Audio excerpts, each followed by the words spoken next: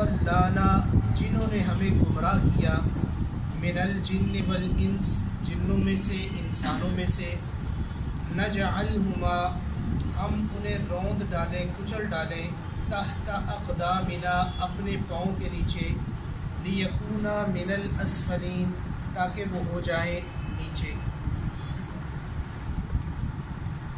नबी करीम सल्लल्लाहु अलैहि वसल्लम लोगों को दावत देते और उस दावत में अल्लाह का कुरान पढ़कर सुनाते थे। जैसे पीछे मैंने इस सूरत के इब्तिदा में बताया था कि नबी करीम सल्लल्लाहु अलैहि वसल्लम की मजलिस में उतबा आया और उसने आके बड़ी तकरीर की कि हम आपको माल दे देंगे, हम आपको रिश्ता दे देंगे, हम आपको हुक्मरानी दे देंगे, तरह तरह के लालच दिए। लेकिन अल्लाह के नबी सल्लल्लाहु अलैहि वसल्लम ने उसकी सारी बातों का जवाब जो है ये सूरह हामीम सजदा की तिलावत शुरू फरमा दी। चूँकि अरबी दान थे, समझते थे कि ये क्या बात कह रहे हैं, तो अल्लाह के नबी ने जब उसके सामने कुरान पढ़ा तो वो बिल्कुल लाजवाब हो गया, ज़ेर हो गया बिल्कुल। अब वो आगे बात नहीं कर सकता था। तो इन काफरों ने ये देखा कि ये जहाँ जहाँ कुरान सुनाते हैं तो लोगों पर कुरान का असर होता है, कुरान अपना असर रखता है। ये बात मैं यहाँ भी कई मरतबा कह चुका हूँ। दिल के प्याले को खाली करके बैठे, तासुबात से बिल्कुल पाक, तो इंशाअल्लाह कुरान अपना रंग ज़रूर दिखाएगा। अगर दिल के अंदर हमारे ज़िद, इराद, तासुब, बुग़्ज़, कीना भरा हुआ होगा तो फिर कुरान का असर नहीं होगा। तो जब कुरान का असर लेना है तो फिर अपने सीने को हर किस्म की चीज़ों से पाक करना होगा। तो जब अल्लाह के नबी कुरान सुनाते तो वो लोग कुरान की बात को मानते और असर होता उन पर।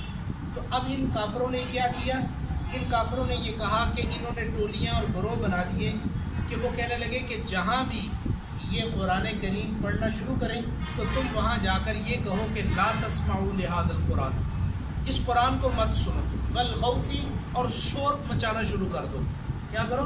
शोर मचाना शुरू कर दो। जब तुम शोर करोगे, लोगों को कहोगे इसकी बात ना सुनो, इसका कलाम ना सुनो, तो जब शोर करोगे तो फिर ये होगा कि तुम्हारा शोर लअल्लकुम तग़लिबून, तुम गालिब हो जाओगे, यानी उनकी बात नाउज़ुबिल्लाह कि नीची हो जाएगी और कोई सुनने के लिए फिर तैयार नहीं होगा। अगर ये सुनाएंगे भी तो जब शोर शुबह हो रहा तो फिर कुरान समझ नहीं आएगा उनको। अल्लाह ताला का हुक्म भी है कि जिस वक़्त कुरान पढ़ा जाए, व इज़ा क़ुरिअल क़ुरआनु फ़स्तमिऊ लहू व अंसितू लअल्लकुम तुरहमून, जब कुरान पढ़ा जाए तो खामोश रहा करो, खामोशी के साथ, व अंसितू लअल्लकुम, और उसको सुना करो ताकि तुम पर रहम किया जाए, ताकि तुम पर क्या किया जाए? रहम किया जाए। आजकल मामला जो है ये है कि हम जो तिलावत करते हैं वो तो करते हैं, लेकिन कहीं मस्जिद में स्पीकर में कहीं तिलावत हो रही थी, हमारे अकाबिर इस बात को मना फरमाते हैं। ये जो माफ़िल शबीना में या दीगर कुरान करीम की ऊंची आवाज़ बड़े स्पीकरों में तिलावत करते हैं तो हमारे अकाबिर इससे मना फरमाते हैं कि हद्दुल इम्कान इससे बचा जाए। क्यों? कि जब कुरान पढ़ा जा रहा है तो वो आवाज़ जहाँ तक जा रही है, अगर लोग मुतवज्जे होकर नहीं सुनेंगे तो फिर ये सारे गुनहगार होंगे और उसका सबब हम बन रहे हैं, इसलिए ये गुनाह का काम है। और इसी तरीके से आजकल ये रवाज पड़ चुका है कि बजाय इसके कि हम खुद अपने घरों में या अपनी दुकानों में तिलावत करें, हम क्या करते हैं, हमने LCD रखी हुई है, हमने TV रखा हुआ है, हमने टेप रिकॉर्डर रखा हुआ है, हमने रेडियो रखा हुआ है, हमने मोबाइल रखा हुआ है।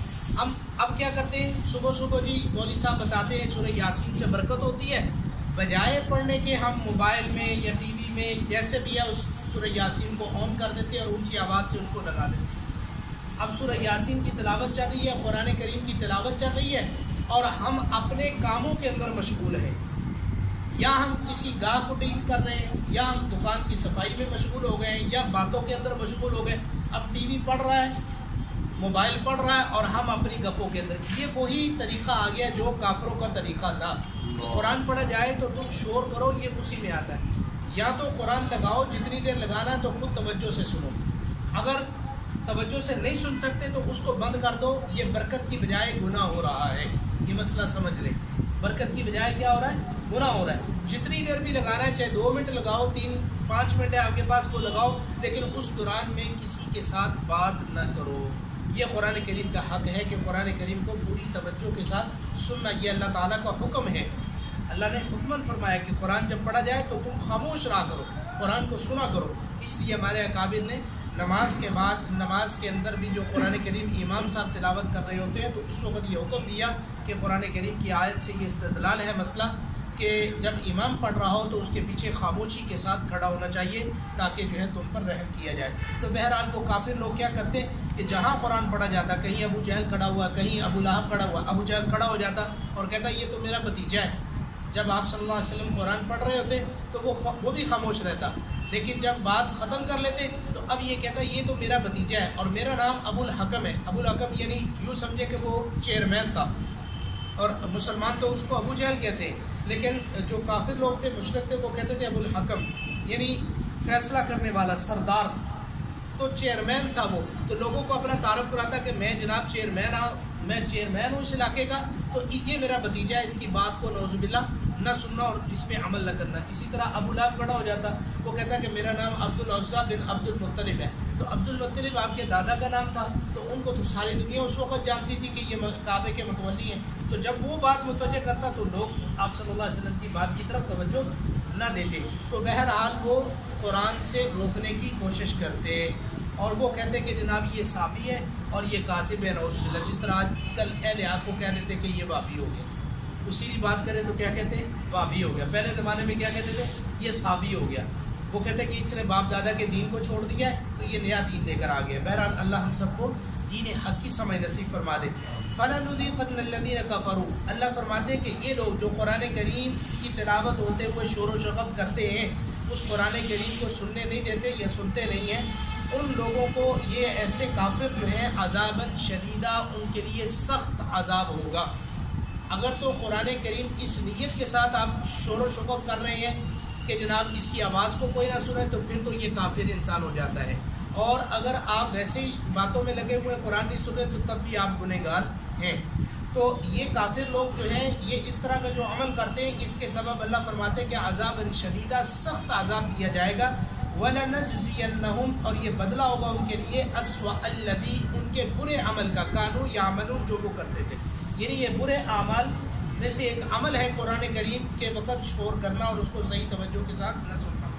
ذَلِكَ جَزَاءُ أَعْدَاءِ اللَّهِ النَّارِ، یہ بدلہ ہے اللہ کے دشمنوں کا۔ کیا بدلہ ہے؟ آگ بدلہ ہے کس کا؟ اللہ کے دشمن، جو قرآن نہیں سنتے، جو مانتے نہیں، جو سمجھتے نہیں، جو عمل نہیں کرتے، یہ اللہ کے کیا ہے؟ دشمن ہے۔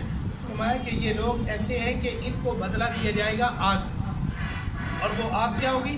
لَهُمْ فِيهَا دَارُ الْخُلْدِ، اس میں ان کے لیے ہمیشہ رہنے والے گھر ہوں گے، یعنی وہاں سے نکل نہیں سکیں گے۔ بڑی کوشش کریں گے جہنم کی آگ سے نکل جائے، لیکن نکلنے کا کوئی راستہ نہیں ہوگا۔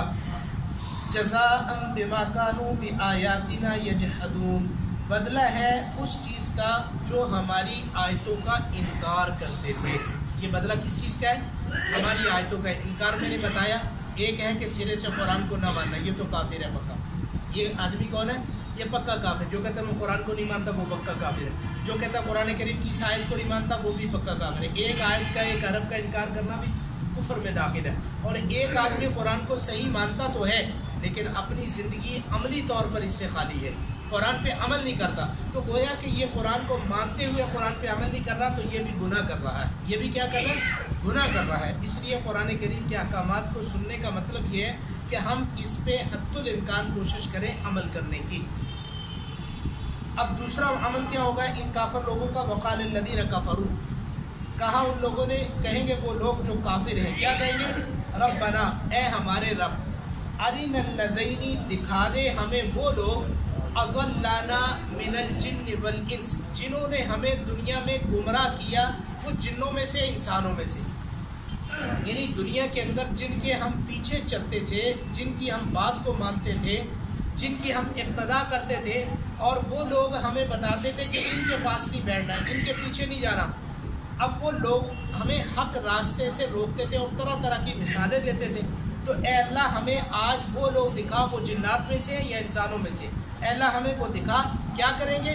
نجعلہما تحت اقدامنا، ہم ان کو آج اپنے پاؤں کے نیچے روند ڈالیں گے۔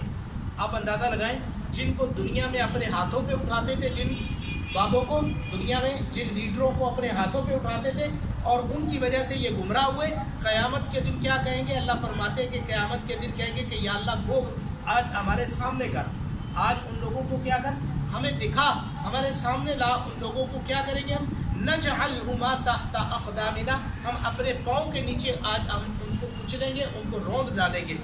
लियकूना मिनल अस्फलीन, ताकि वो नीचे हो जाए, ताकि हमें पता चले कि इन लोगों ने हमें दुनिया के अंदर गुमराह किया है। तो इसलिए आज वक्त है अपनी आंखें खोलने का। ये सारी बातें अल्लाह ने वाज़ेह तौर पे बता दी कि जो नाफरमान है वो क्या कहेंगे, क्या करेंगे, क्या अंजाम होगा, सारी बातें बता दी। आज समझने का मौका है कि हम अल्लाह के इस कुरान की बात को मानकर अपने तमाम तर बातिल अकायद को, बातिल नज़रियात को, बातिल अमाल और अखलाक को सबको तरक करते हुए सिर्फ अल्लाह के कुरान की तरफ तवज्जो दें और इसके ऊपर अपनी ज़िंदगी को लाने की कोशिश करें। तो इंशाअल्लाह कल क़यामत के दिन जो कुरान हमारा सिफारशी होगा, आगे वो कुरान मानने वालों के लिए जो इनामात है वो कल अर्ज़ करूँगा। अल्लाह मुझे आपको कुरान के दिन में